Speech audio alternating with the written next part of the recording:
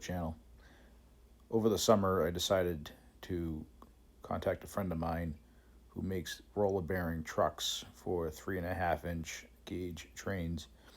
These roller bearings would be much more efficient and allow me to replace the older friction bearing trucks that are on my riding car, which were causing a lot of problems, mainly because due to the friction, they were using so much more steam and water, and Juliet itself is already not a very powerful engine, so any efficiency gained would be wonderful.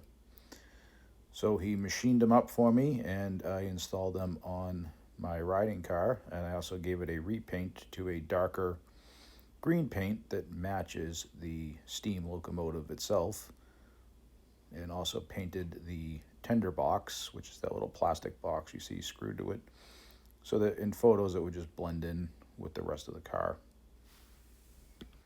With this project done, I was excited to get back out to the railroad and test it out.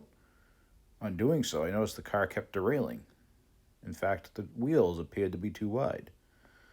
So I put on my This Old Tony hat and said, geez, these new trucks must be defective. So I got out the calipers and I measured, and they were perfectly fine. What could it be? Oh no, I thought. My ties have shrunk.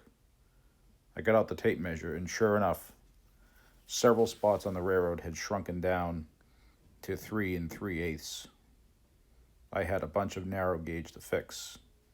So time for the work train to go loosen one side of the track and move the rail over about 1/8 of an inch. While doing so, I also inspected every tie and ended up having to replace a few ties that have failed over time. These replacement ties came from the Millbrook Railroad as surplus. They're creosoted hardwood of some sort. Also, while inspecting the line, I decided I needed to do perhaps a little bit of vegetation control. The railroad runs through a trench in my front yard about 2 inches deep. So the grass actually grows over the track out on either side of the trench. I use a blowtorch for weed control only because I don't want to fling rocks with my weed whacker, and that provides a more crisp, uniform look.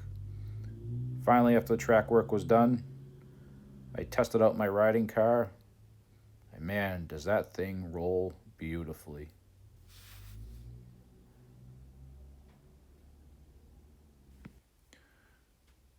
With the track work done, the new roller bearing trucks installed on the car, and the locomotive tinkered with, I brewed up a pot of coffee, lit a fire, and set on down the line.